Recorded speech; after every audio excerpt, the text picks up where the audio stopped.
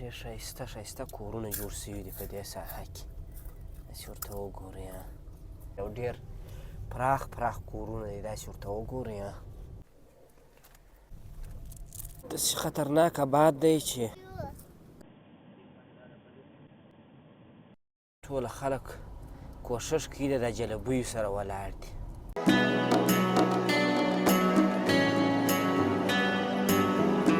سلامونه، ستړي مه شئ، روژه مو په خیر. نو زموږ سیم درک ورک دی چې څومره روژه ده، فکر کوم څلورمه به وي نن. نو مازدیګری دی، تقریبا 4:30 بجې دي. نو راووتلم، مال هم به په تاسو دا روژه ووینم، هم به خپله تر دا روژه ماته پورې دا روژه تېره کړمه. نن بیا یو څه باد دی، نو هوا یو څه داسې یخه معلومیږي د باد په وجه باندې. نو ته راځئ له خیره سره داسې شاوخوا ګرځو ته دا روژه ماته پورې. نو نن ډېر باد دی، هوا مې یوه اندازه یخه ده.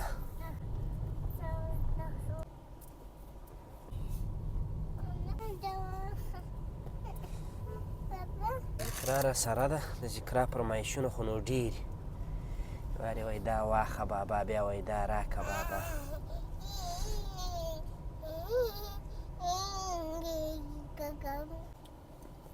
اوس نو ټوله خلک کوښښ کوي د جلبیو سره ولاړ دي.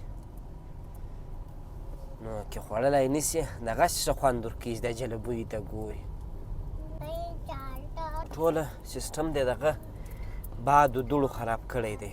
نو یخ یې هم جوړ کړی دی او هوا هم داسې سره خرابه کړې ده. دا وخت دا ډوډۍ و دا شان ښه خوند کوي. ښایسته تکه ژړه پرته یي، فقط یو کړایي غواړي چې ورسره یي.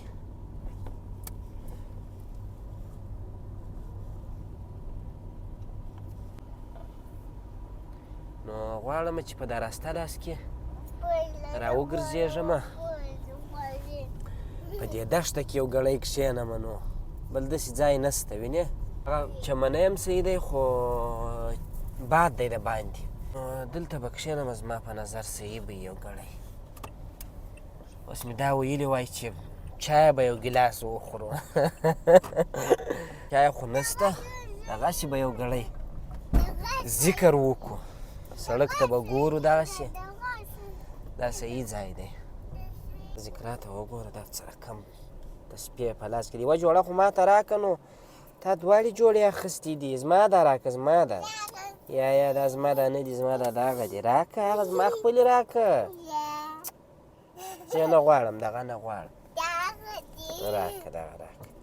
دا زما د روژې ته سپی دی، هر وخت زما سره دا سړی ذکر و اذکار پر کوم. نو دغه دی، د دې خوا سره راغلو، دلته راوګرځېدو. نو دغه دی نفسي، دلته نو خلک کرکټ کوي پر دې ځای باندې. اوس خو نو روژه ده، خاص شی نشته. لمر دغه دی، بجې نن در وښیمه څو دي، 4:30 دي. راغلم دلته په دې دښته کې کښېنستم، دا دښته هم ښه خوند کوي. نو او بل عموما روژه داسې وي چې په روژه کې سړی څونه له خلکو څخه لرې وي.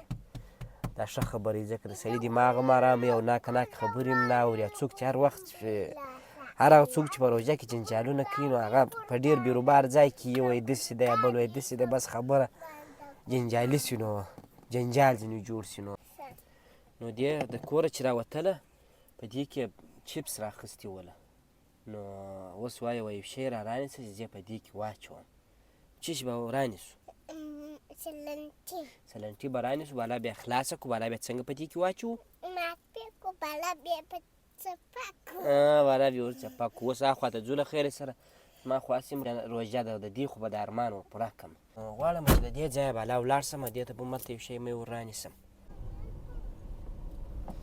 نو راغلم دې خوا ته ذکرا ته د خوراک یو شی ور پیدا کوم. نو په دې وخت کې بیا د کوچنیانو شیان لا نه وي، ټوله دغه جلبۍ و دغه شیان ډېر یي. بیان سي و دغه دی نفسي. د ذکرا په یاد سو یا دلته چې مایانو دلته په واره ده په هغې کې فکر کوم مایانو د دې اوس په یاد سو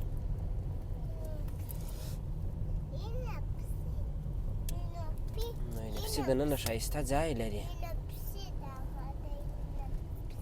خو اوس هوا هغه وخت ته نه ده برابره چې د دې د باندې ځای خوند وکړي ډېر ځکه یخ دی تر اوسه لا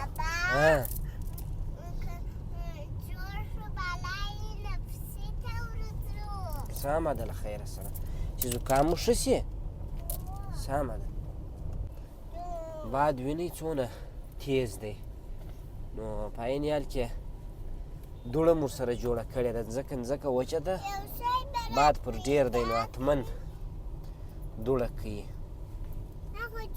دا هغه دی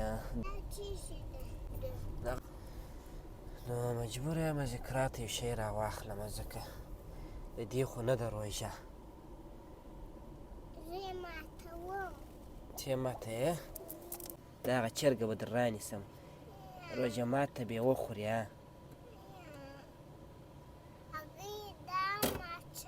هګۍ اچوي نو هګۍ خو ده اچوي دا خو ښه هګۍ والا چرګه ده او بل دې ساحې ته اکثریت خلک چې کار کوي هغه هم ډېر راځي په دا شاوخوا کورو کې کار کوي کاریګري دا عموما د پښتونخوا دا یا د افغانستان د کونړو د دې ولایتو د لغمانو او په پښتونخوا کې بیا د باجوړي اکثره ده خلک دا مې خپله ور واستوله مالته ورسه خپل ځان ته دې شی راواخیست دا څه کوي راخیستی شي که یا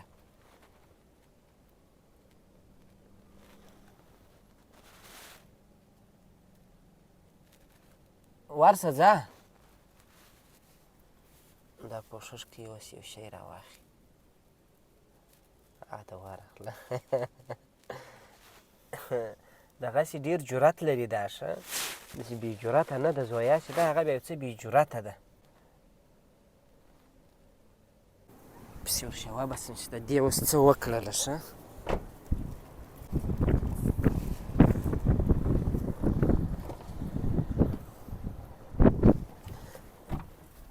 هغه د ځان ته یې سلنټي راوړله اوس چې سلنټي وګوره چې څنګه سلنټي یې در کړې ده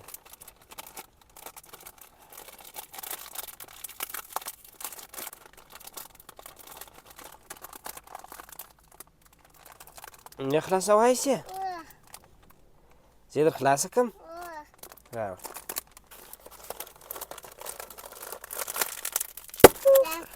راوړه کاسه دې راوړه بیا ته د دې کاسې لپاره زور وایي اوس بیا ځینې در واچوم دغه دې ویې خوره دلته وساته چې بیا هغه خلاص شي بیا دا راواخلې ښه دا به دلته درته کښېږدم ته یې خوند وګوره چې څنګه ده خوند یې خوندور ده صحیح ده تریخ خو به نه وي مرچک خو بیا نه یې ور اچولي ځه صحیح ده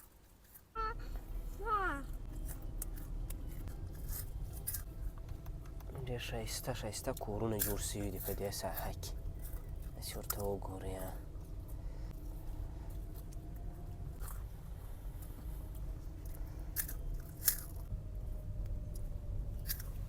لمر هم پر دغه اندازه ولاړ دی دې ساحه کې د مایانو په وارې سره شاوخوا بیخي ښایسته ښایسته کورونه جوړ شوي دي او ډېر پراخ کورونه دي داسې ورته وګورئ حضرت محمد مصطفی صلی الله علیه و آله وسلم مسجد خو وینئ له دې ځایه ډېر لرې دی ما را زوم کړئ د لمانځه وخت هم دی د مازدیګر چې یو لمونځ وکړو هغه بعده به له خیره سره هم یو ورځ د مخ هم در باندې لیدلی و ډېر ښایسته کور دی ښه ویو لري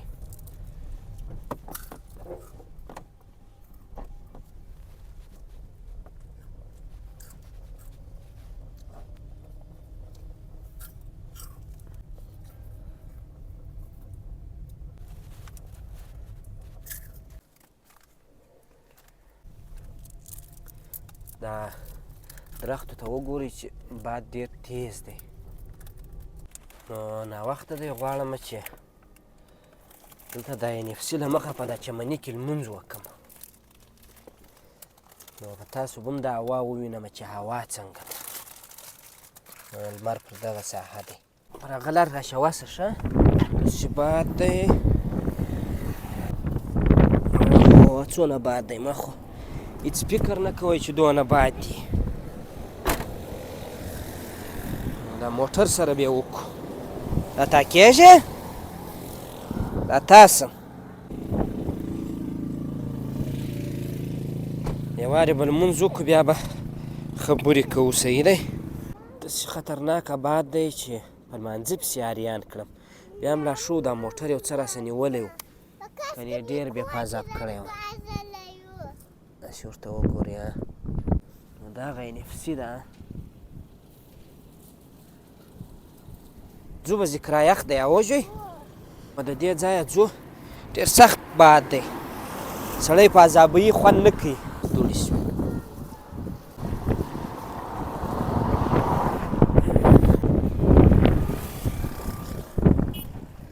بیخي یو مخ داسې توپاني هوا ده. نو نه پوهېږم خدای دې خیر پېښوي.